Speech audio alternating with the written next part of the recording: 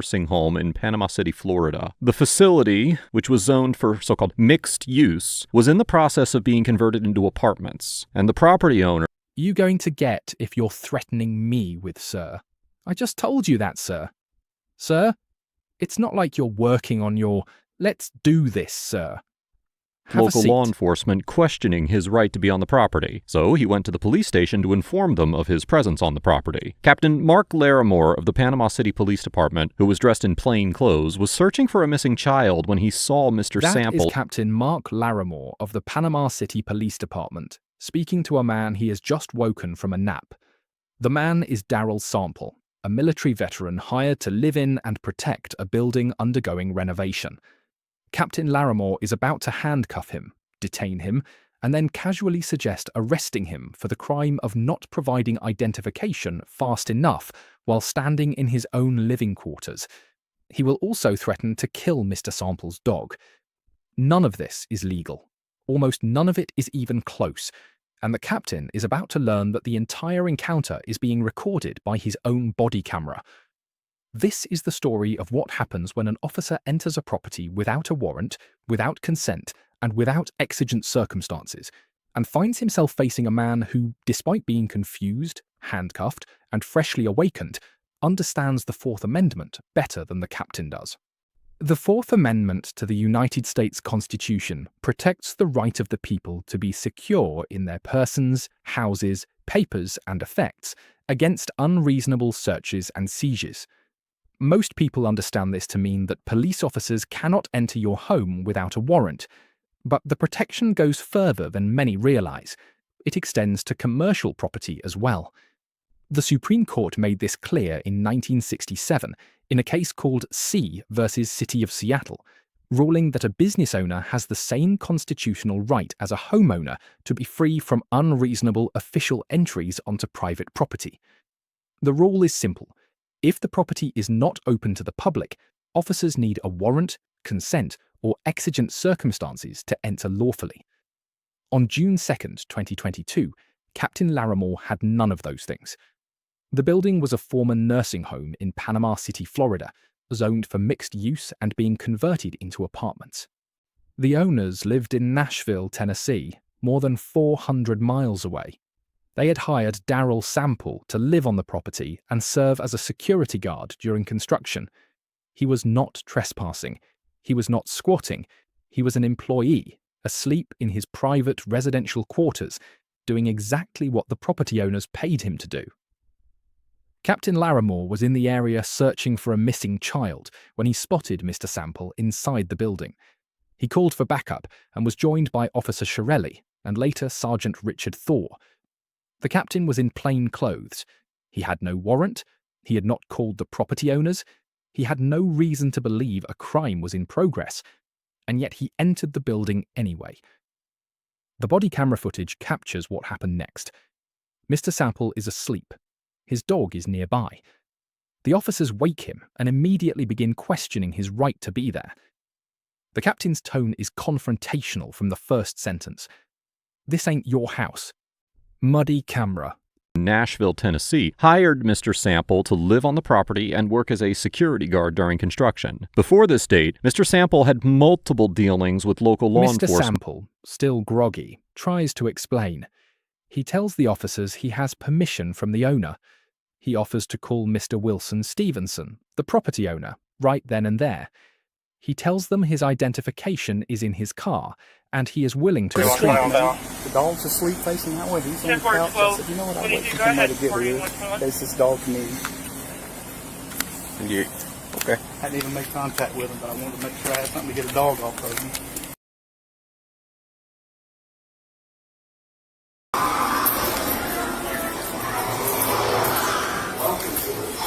He does everything a reasonable person would do when suddenly confronted by law enforcement in their own living space. The captain is not interested in any of it. He body camera Mr. Sample inside the building. He called for backup and was joined by Officer Ciccarelli and later Sergeant Richard Thor. The encounter that followed was captured by Officer Ciccarelli's body camera. What makes this encounter so difficult to watch is the asymmetry of power and composure. Mr. Sample has just been jolted awake. He is disoriented. His dog is barking. Multiple officers are surrounding him. And yet he remains calm. He speaks clearly. He offers solutions.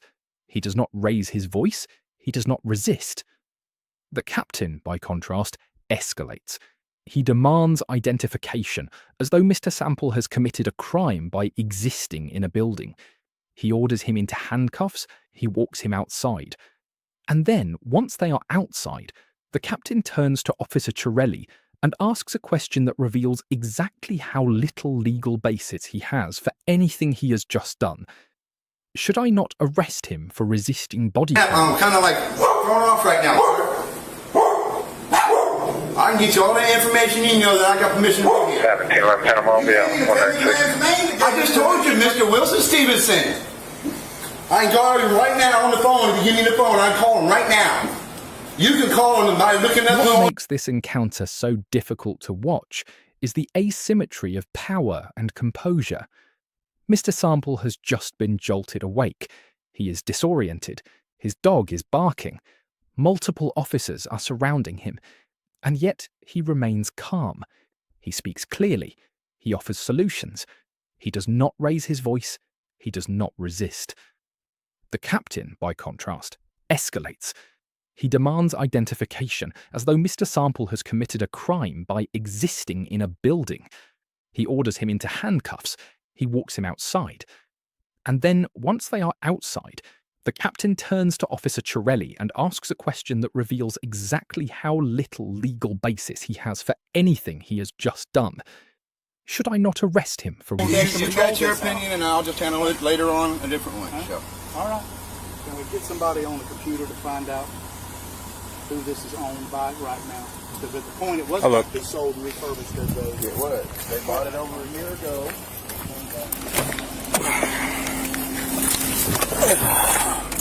So that means you guys are trespassing on property that you wasn't invited over to. He is correct. The officers entered private property without a warrant, without consent, and without exigent circumstances. Exigent circumstances are situations that demand immediate action and cannot wait for a warrant. Hot pursuit of a fleeing felon qualifies. The potential destruction of evidence qualifies. An immediate threat to life or safety qualifies. A missing child search might qualify if officers had reason to believe the child was inside that specific building. But Captain Laramore was not entering the building because he thought a missing child was there. He was entering because he saw Mr. Sample and decided he should not be there. The two things are legally unrelated. This is where the encounter takes on a deeper significance. The captain was not just wrong about the law, he was wrong about the very structure of the Constitution. He treated the Fourth Amendment as an inconvenience to be worked around, rather than a foundational protection to be respected, and his body camera recorded every moment of it. The Panama City Police Department later reviewed the incident. Their conclusion was revealing in its own right. The department determined that Mr. Sample's detainment did not violate department policies. However, the department did conclude that Captain Laramore violated the department's speech policy and ordered him to receive more training. Think about what that means. The department reviewed footage of an officer entering a building without a warrant, handcuffing a man who had permission to be there, threatening to kill his dog, and asking a subordinate whether they should fabricate a resisting charge. And the only policy violation they could identify was related to his speech. This is the gap between the law as it is written and the law as it is enforced. A court would likely conclude that Captain Laramore's entry was unlawful. A court would likely conclude that the detention was unsupported by reasonable suspicion. A court would likely conclude that demanding identification under these circumstances violated Mr. Sample's Fourth Amendment rights. But the department itself saw no problem with any of that. The department saw a problem with how the captain spoke. Mr. Sample shared the body camera footage on his YouTube channel in July of 2022. He indicated in a comment that he was looking for an attorney to file a lawsuit. It is unclear whether he ever found one. No lawsuit filings appear in federal or state court public records. This is not surprising. Finding an attorney to take a case like this is difficult. The damages are often limited, the legal fees are often high. And the doctrine of qualified immunity, which protects government officials from liability unless they violated clearly established law, makes it exceedingly hard to hold officers accountable in civil court. Mr. Sample may have had the law on his side. He may not have had the system. But here is what I want you to take away from this encounter, because it is something you can use. If you are ever confronted by law enforcement in your own home, you do not have to be a constitutional scholar to protect your rights. You need to know 3 things. First, if an officer asks to enter your home, you have the right to say no unless they have a warrant. Ask to see it. If they do not have one, you can decline consent. Say it calmly, say it clearly, say it on camera if you can. Second, if an officer enters without a warrant anyway, do not physically resist. That will get you charged regardless of whether the entry was lawful.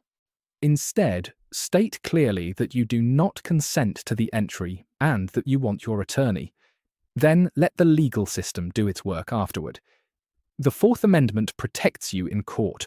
It does not protect you in the moment from an officer who does not care about the Fourth Amendment. Third, every encounter is being recorded.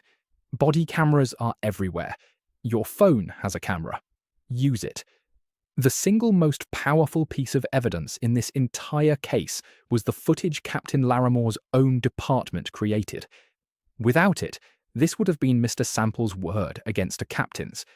With it, the entire world can see what happened. What strikes me most about this encounter is not the captain's ignorance of the law. It is not even his casual willingness to threaten a man and his dog. It is Mr. Sample's composure. This is a man who was asleep 60 seconds before an armed officer started demanding his identification. He had every reason to be terrified. He had every reason to be angry. And instead, he was calm. He was respectful. He was precise. He got the name and badge number of every officer involved. He followed up. He posted the footage. He did everything right. And he still went home that night without an apology, without an acknowledgement, and without justice.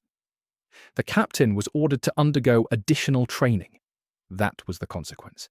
Additional training. Is that enough? I will let you decide, but I will tell you this.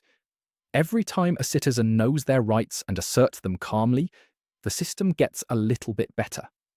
Every time body camera footage makes its way onto YouTube, accountability gets a little bit sharper. Every time a veteran wakes up from a nap and faces down a captain with nothing but the truth and a clear voice, the arc of justice bends just slightly in the right direction. If you were in Mr. Sample's position, would you have stayed as calm as he did? Tell me in the comments. I read them. And if you want to understand more about what the Fourth Amendment protects and what it does not, watch the episode linked in the description. Thank you for watching. I will see you in the next one.